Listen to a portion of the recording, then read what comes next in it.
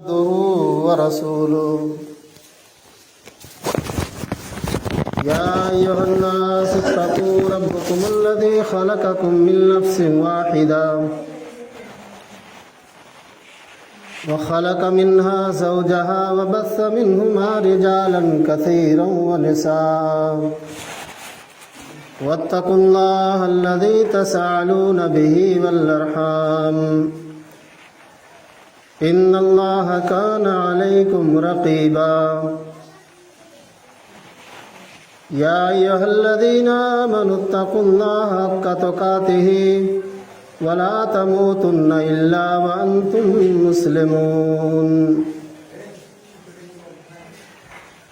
يا أيها الذين آمنوا اتقوا الله وقولوا قولا سديدا يصلح لكم أعمالكم ويغفر لكم ذنوبكم ومن يطع الله ورسوله فقد فاز فوزا عظيما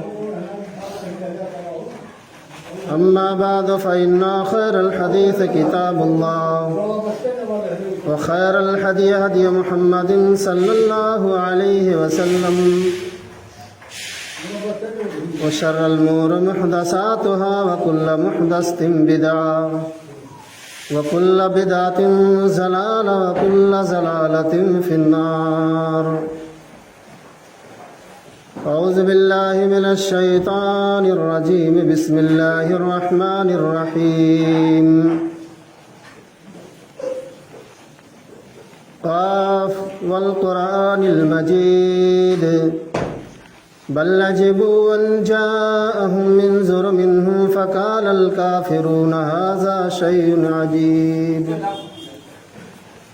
أإذا متنا وكنا ترابا ذلك رجع بعيد قد علمنا ما تنقص الأرض منهم وعندنا كتاب حفيظ بل كذبوا بالحق لما جاءهم فهم في أمر مريج أفلم ينظروا إلى السماء فوقهم كيف بنيناها وزيناها وما لها من فروج والأرض مددناها وألقينا فيها رواسي وأنبتنا فيها من كل جوز بحيج تبصرة وذكرى لكل عبد منيب ونزلنا من السماء ماء مباركا فأنبتنا به جنات وحب الحصيد والنخل باسقات لها طلع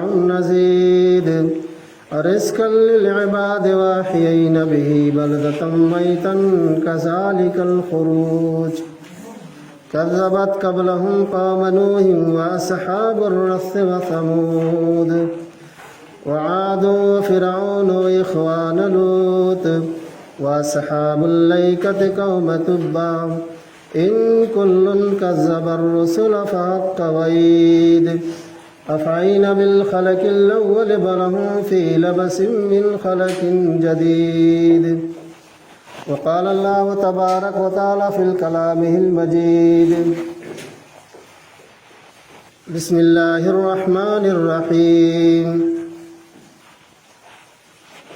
يا أيها الذين آمنوا ادخلوا في السلم كافة ولا تتبعوا خطوات الشيطان إنه لكم عدو مبين. اللهم قال رب اشرح لي صدري ويسر لي أمري واحلل عقدة من لساني يفقهوا قولي سبحانك لا علم لنا إلا ما علمتنا إنك أنت العليم الحكيم. معزز حاضرین جمعہ، عزیز نوجوان ساتھیوں، اگر میری آواز میری ماں کے کانوں تک جا رہی ہے تو عزیز میری ماں اور بہنیں، ہر قسم کی تعریف، بڑائی اور کبریائی حمد و ثنا لائق و سزاوار ہے رب العالمین کے لیے جو خالق کائنات ہے، मालिक अर्ज व समा है, जिसने हम तमाम इंसानों को इस दुनिया फ़ानी के अंदर पैदा किया। बाद हो दरूद व सलाम नाजिल हो अल्लाह रब्बुल आलमीन के भेजे हुए तमाम पैगंबरों पर, बिलखसूस हमारे आखिरी नबी ताजदार मदीना अहमद मुस्तफ़ा जनाब मुहम्मदुर रसूलुल्लाह सल्लल्लाहु अलैहि वसल्लम पर बेशुमार दरूद व सलाम के फूल निछावर फरमा। अल्लाहुम्मा सल्ले व सल्लिम व बारिक अलैहि।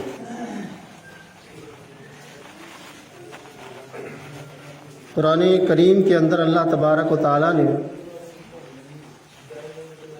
मुतअद्दिद जगहों पर फितने का जिक्र किया है और फितने के ताल्लुक़ से अल्लाह के नबी सल्लल्लाहु अलैहि वसल्लम ने हदीसों के अंदर बहुत सी जगहों पर इसके ताल्लुक़ से जिक्र किया गया है। खुतबे मसनूना के बाद कुरान मुक़द्दस की छोटी सी आयत करीमा आप हज़रात के सामने पढ़ी गई। रब्बुल आलमीन से दुआ करता हूँ कि अल्लाह आलमीन इस मुख्तसर सी खुतबे जुमा में जो भी बात कही जाए, सबसे पहले हमें, उसके बाद आप तमाम लोगों को उस पर अमल करने की पूरी तौफीक अता फरमा। आइए सबसे पहले उस आयत करीमा का तर्जुमा आपके सामने रख दी जाए जो खुतबे मसनूना के बाद तिलावत की गई। या अय्युहल्लज़ीना आमनु दुखुलू, ऐ ईमान वालो, ऐ लोगो जो ईमान लाए हो अल्लाह पर, इस्लाम के अंदर मुकम्मल तरीके से दाखिल हो जाओ। उदखुलू फिस्सिल्म काफ़ा, मुकम्मल तौर से पूरे तरीके से इस्लाम के अंदर दाखिल हो जाओ। वला तत्तबिउ खुतवाति शैतान, और शैतान की इत्तिबा, शैतान की पैरवी ना करो।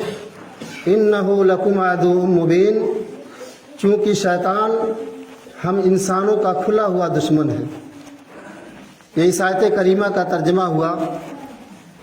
अल्लाह ताला ने कुरान करीम के अंदर हमें और आपको मुकम्मल तरीके से, अच्छे तरीके से इस्लाम में दाखिल होने का हुक्म दिया है कि तुम बेहतरीन तरीके से, मुकम्मल तौर से इस्लाम के अंदर दाखिल हो जाओ। अल्लाह, उसके रसूल की कोई भी बात, कोई भी अरकान हमसे और आपसे छूटने ना पाए। नबी की सुन्नत, अल्लाह की अताअत, हम अच्छी तरीके से, मुकम्मल तौर से सारी सब चीज़ों पर हम अमल करें। और सही मानों में वही मुसलमान होता है जो नबी करीम जनाब मोहम्मद रसूलुल्लाह सल्लल्लाहु अलैहि वसल्लम की बताए हुए वसूल और तरीके के मुताबिक अपनी ज़िंदगी को बसर करे। इस फितने के दौर में जो आज पूरी दुनिया के अंदर फितनो फसाद का बरपा है, हर चार जानिब हमें और आपको फितने से दो चार होना पड़ता है। अल्लाह के नबी जनाब मोहम्मद रसूलुल्लाह सल्लल्लाहु अलैहि वसल्लम ने क़यामत की निशानियों में से एक निशानी ये भी फरमाई है कि दुनिया के अंदर फितने पे दर पे ज़ाहिर होंगे।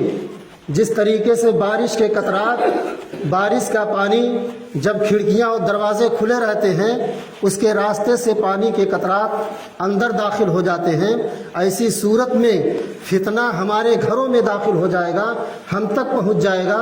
अल्लाह के नबी सल्लल्लाहु अलैहि वसल्लम फरमाते हैं कि तुम फितने से अपने आप को बचाओ। ये फितने का दौर चल रहा है, फितने का ज़माना चल रहा है और हम आप पे दर पे इस फितने के अंदर मुब्तला हो रहे हैं। ऐसी सूरत में जब फितना ज़ाहिर हो जाए, नुमाया हो जाए, तो ऐसी सूरत में हमें और आपको क्या करनी चाहिए? खुद फितने से बचनी चाहिए। अपने घर वालों को, अपने बाल बच्चों को फितने से बचाना चाहिए।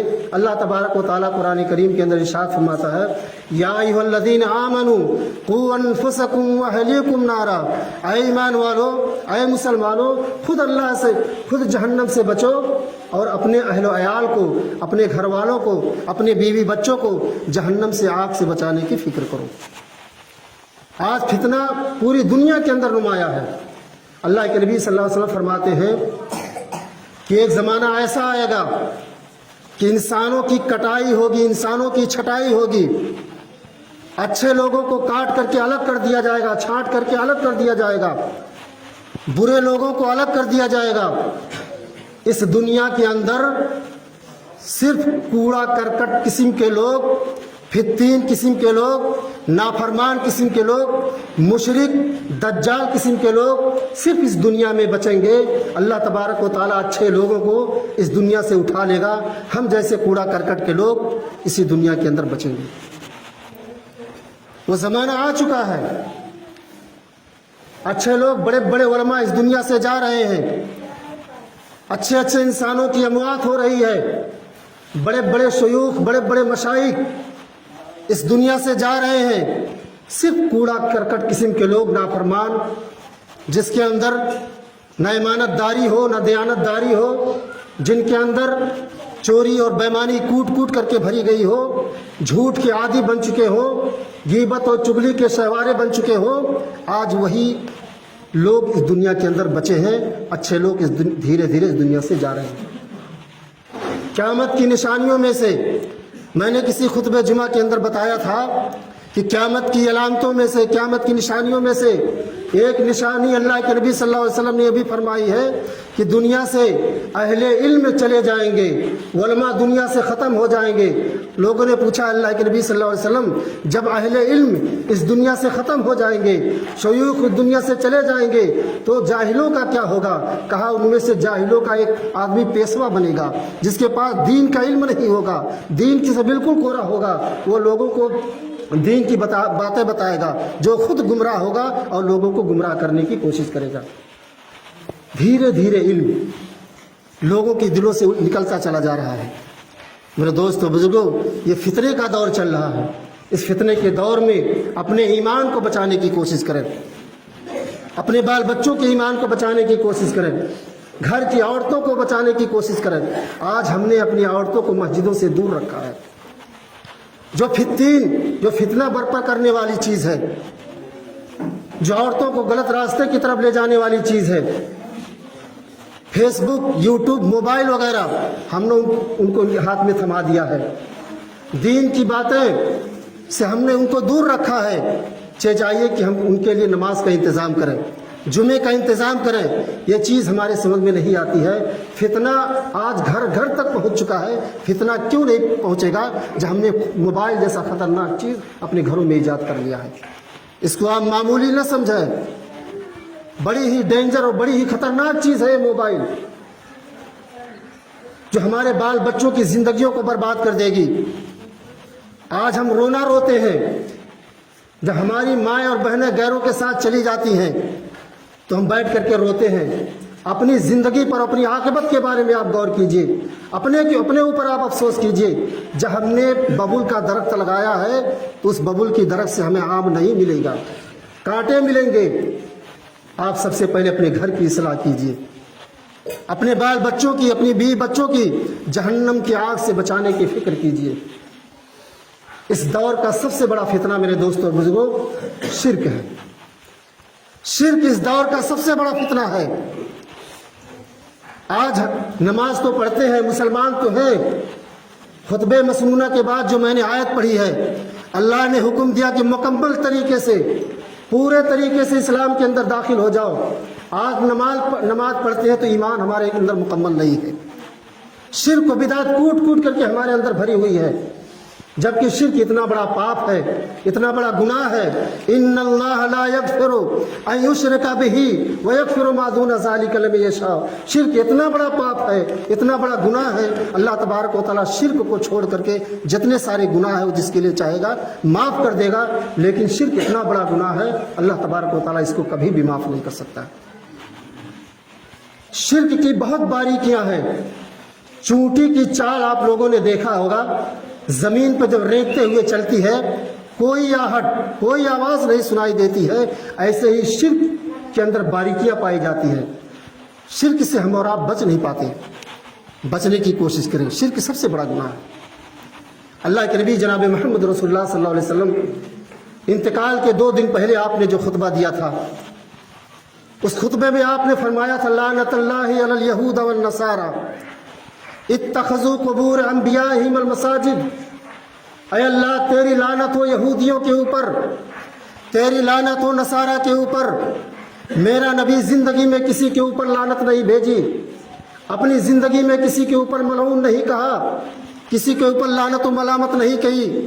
آج آخری وقت میں انتقال ہونے میں صرف 2 دن باقی ہے، اللہ کے نبی جناب محمد رسول اللہ صلی اللہ علیہ وسلم صحابہ کو خطبہ دے رہے ہیں، اور اس خطبے میں آپ فرما رہے لعنت اللہ علی الیہود والنصارى اتخذوا قبور انبیائہم المساجد۔ اے اللہ تیری لعنت ہو یہودیوں کے اوپر، تیری لعنت ہو نصارہ کے اوپر۔ کیوں لعنت ہو؟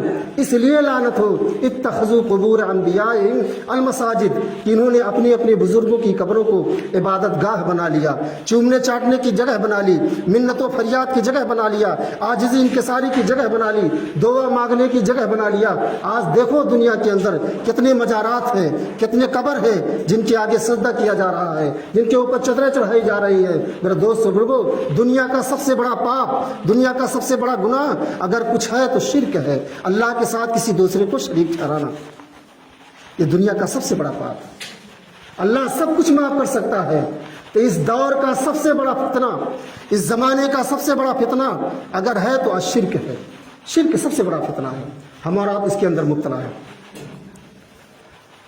ان الذین تدعون من دون اللہ، جو لوگ اللہ کو چھوڑ کر کسی دوسرے کو پکارتے ہیں، کسی دوسرے کو مشکل کشا سمجھتے ہیں، کسی دوسرے کو خدا مانتے ہیں، اگر ان سے پوچھو وَلَن يَخْلُقُوا ذُبَابًا، قرآن کریم کے اندر اللہ تعالیٰ فرماتا ہے کہ یہ لوگ جن کے علاوہ اللہ کو چھوڑ کر دوسرے کو جو پکارتے ہیں وہ مکھی نہیں پیدا کر سکتے، مکھی۔ پھر اللہ تعالیٰ فرماتا ہے مکھی پیدا کرنا تو بہت دور کی بات ہے۔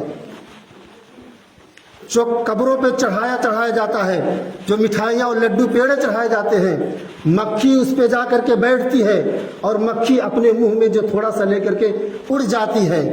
یہ اتنے کمزور ہیں، جن کو دنیا والے خدا مانتے ہیں، جن کو مشکل کشا سمجھتے ہیں، جن کے سامنے سجدہ کرتے ہیں۔ قرآن کریم نے ان سارے لوگوں کو تماچا مارا ہے کہ یہ لوگ اتنے کمزور ہیں، ضعف الطالب والمطلوب، اتنے کمزور ہیں، مکھی جو اپنے منہ میں لے کے اڑ جاتی ہے، اس مکھی سے منہ سے چھوڑنے کی بھی طاقت نہیں رکھتے۔ اللہ تبارک و تعالیٰ فرماتا ہے ضعف الطالب والمطلوب، کمزور کو پکار رہا ہے، ضعیف کو پکار رہا ہے، بیمار کو پکارا جا رہا ہے۔ آج ہم لوگ اتنے کمزور ہو چکے ہیں کہ اپنے سے کمتر، اپنے سے ذلیل، اپنے سے نیچ لوگوں کو پکارتے ہیں اور اسے مشکل کشا سمجھتے ہیں۔